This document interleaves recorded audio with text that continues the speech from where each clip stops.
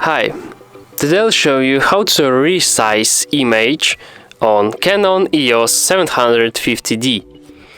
So, first of all, we need to turn on our camera, then select manual mode, go to menu, and now we need to find this page, and here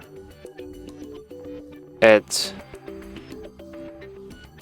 the bottom we have, what do we have? We have resize. So we can now press set and select size of this image.